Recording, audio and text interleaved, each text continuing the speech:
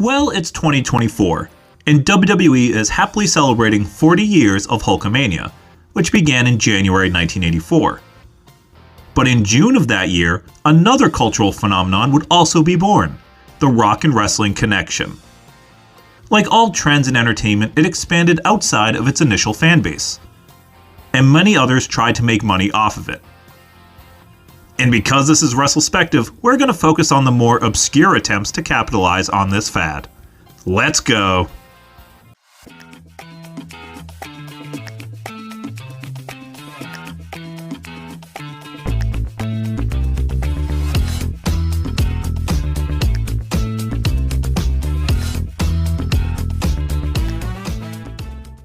So the idea for this video came about while I was researching for my Wrestling on MTV video.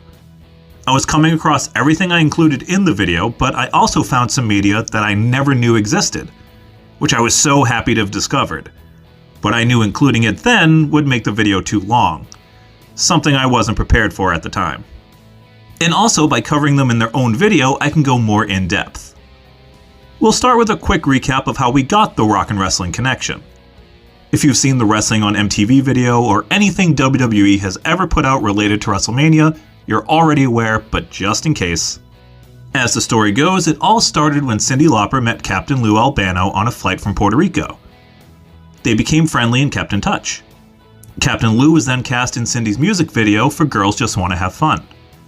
The video was a smash hit on MTV, but supposedly the song wasn't seeing much radio play. That was when her manager at the time, David Wolf, suggested that they get involved with wrestling. He was a big wrestling fan and could see what the WWF was doing with the national expansion, and their emphasis on entertainment. So he called Vince and worked out a deal. Or the story goes that David suggested wrestling and Cyndi called Captain Lou herself and made it happen. Or the story goes that Captain Lou had pushed for the company to work with Cyndi since he appeared in the video in 1983. It doesn't matter. What does matter is that in June of 1984, Cyndi Lauper made her WWF television debut. It was a fantastic angle where Lou took credit for all her success and said without him, she'd be nothing, and women belong in the kitchen, etc., etc. With Cyndi kicking his ass in response. Great stuff. They would feud for a while, with Cyndi aligning with Wendi Richter and Captain Lou joining forces with the Fabulous Moolah. Their showdown would air on MTV in July of 1984. Wendi would become champion and Lou and Cyndi would reconcile. Cyndi would become a frequent visitor to WWF television as the manager for Wendi Richter. Wendi even used Girls Just Wanna Have Fun as her theme song, which Lauper credits with helping the song shoot up the charts outside of the music video. This, of course, all led to the war to settle the score in February 1985, and was a major part of the build for WrestleMania 1 the following month. And somewhere along the way, the term rock and wrestling, or rock in wrestling, was coined. If it wasn't first used on the war to sell the score, then that show was definitely the first time a more mainstream audience was introduced to it. That branding really encompassed everything the WWF was doing to try to become more mainstream. And the partnership with Cyndi Lauper saw lots of media attention, with rock and wrestling becoming the catch-all phrase to describe it. WWF was now part of the cultural zeitgeist and closely associated with rock and roll and pop music. So of course others from outside are going to try to make a couple bucks or try to attach their content to that branding. First, just to get it out of the way, the Hulk Hogan Rock and Wrestling Saturday morning cartoon. While it's not something I discovered while researching, I had a VHS of a couple episodes as a kid, I did want to mention it since it was part of the phenomenon. The show aired in the 1985 and 1986 TV seasons and came right at the height of cartoons designed to sell you something. In this case, that something was Hulk Hogan. The show was produced by Deke Entertainment in collaboration with Titan Sports. Each episode featured 2 stories and usually 2 or 3 live action segments with Hogan or other WWF personalities spliced in. And the voice cast was amazing.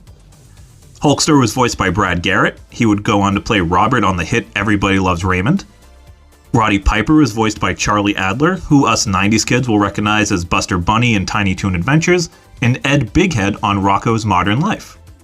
Junkyard Dog was played by James Avery, who we'll also remember as Shredder on Ninja Turtles, and Uncle Phil on The Fresh Prince of Bel-Air. Wendi Richter and Moolah were voiced by Jody Carlisle, who was very busy doing voices for most of the cartoons we grew up with in the 80s and 90s. And Jimmy Snuka was voiced by Louis Arquette, who stayed busy with acting and voiceover roles from the mid-70s right through to his death in 2001. And I heard his son might have done some stuff in wrestling, Dave Arquette I think it was. That's pretty neat. When the show launched, it was previewed as part of a special on CBS, the All-Star Rockin' Wrestling Spectacular. Now this is one I found while researching. The All-Star Rockin' Wrestling Saturday Spectacular was a primetime special that aired Friday, September 13th, 1985 to hype up the upcoming season's Saturday morning offerings on CBS. The 1-hour advertisement starts with a faux news report of Roddy Piper hijacking the show from Hervé Villechaize. This was in 1985? Huh. The special featured appearances by New Edition, Pee Wee Herman, Kareem Abdul-Jabbar, Miss Patti LaBelle, and of course Hulk Hogan, but via satellite. I forget, this was in 1985? I couldn't tell. The segments would see Piper interviewing and insulting guests as well as the audience, with Piper typically getting his comeuppance by way of insults or a basketball to the head. That was my personal favorite. There's other comedy bits that are cute and a little funny, but clearly this was meant as something the whole family could watch together. And mixed in with all this family-friendly mischief were clips of shows coming to CBS Saturday mornings, like The Wuzzles, The Berenstein Bears, Muppet Babies and Little Muppet Monsters, and obviously Hulk Hogan's Rockin' Wrestling. We also join Hervé on his quest to take his show back from Roddy Piper. Eventually he teams up with Cyndi Lauper to vanquish the Rotten Heel. And together they herd the audience to another studio to, I assume, start the whole show over again with Hervé as the rightful host? Overall, it's silly, family-friendly fun, and Piper is great even with the stuff that isn't funny. He makes it work to at least be enjoyable a little bit. I understand why CBS used the Rockin' Wrestling title. Hogan's show was a part of it. It featured popular music acts of the time. It makes sense. What doesn't make as much sense, to me at least, is Johnny Legend Presents Rock and Roll Wrestling. This was an obvious cash grab that I uncovered while researching. This is a 1987 Rhino home video VHS release that was cultivated by musician, wrestling manager, and film producer Johnny Legend. Also, apparently his sister Lynn dated Andy Kaufman, the same girlfriend portrayed by Courtney Love in Man on the Moon. So weird. He also had a promotion, Incredibly Strange Wrestling, that ran from 95 to 2000. Is it DCW worthy? We'll see. A group of crazed wrestlers and their maniacal manager invade the sanctity of a laid-back cable rock video station and replace the easy-listening programming with an incredible barrage of wrestling rock videos and bloody ring highlights from the greatest matches of all time. I mean, yeah, that's pretty much what this tape is. It's mostly just music videos profiling wrestlers that I'm pretty sure also aired on Memphis TV. There's a Bruiser Brody video that clearly is all AWA clips, but I'm not sure if it aired on AWA TV. But they do include Adrian Street's I'm in Love with Me music video, which is absolutely perfect 1980s glam camp mixed with 1960s doo-wop. No notes, it's amazing, perfect as is.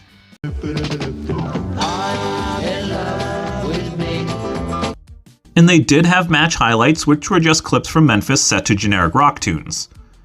So like, at least it's good stuff. Early to mid 80s Memphis, I'm not going to complain about it. I will, however, complain about this cage. I've never seen this type of chicken wire cage before. What the fuck is this? It's wonky as hell. Clearly, in my estimation at least, this was a quick way for Johnny and Rhino to capitalize on the WWF fad, by quickly licensing stuff from the Jerrys and putting out something similar enough to maybe confuse your aunt. She knows you like wrestling, but doesn't know that this Rockin' Wrestling thing isn't just one videotape. Look at this, it even says music television on the box art. Come on. And what box art it is, it's a gorgeous 1980s nightmare. I'd suggest checking out both the Saturday Spectacular and Rock and Roll Wrestling, just for the fun of them being capsules of a very specific time period. I went through all this because A, I thought they were interesting pieces of wrestling-related media that most people don't seem to know about, and that's what we do here, and B, to show just how big a phenomenon the rock and wrestling period was. For an extremely brief time, it was something that many in the entertainment industry wanted to profit from.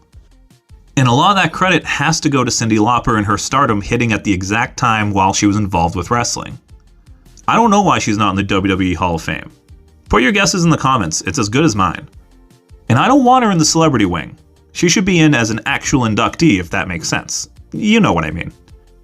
I'm of the opinion that without Cyndi Lauper, WrestleMania likely wouldn't have been as big of a success as it was. Would Vince still have done it? Yes. Would it still have been successful if, say, Mr. T was still on the card?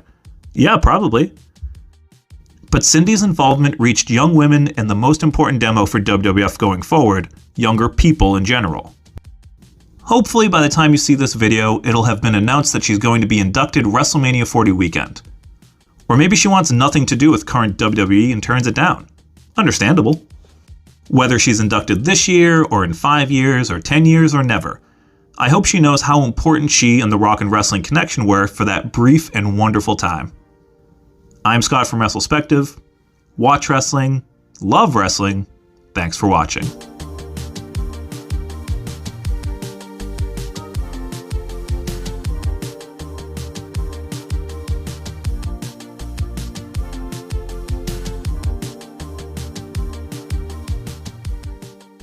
Until next time, all I can say is this is Johnny Legend saying good night, good luck, and good riddance.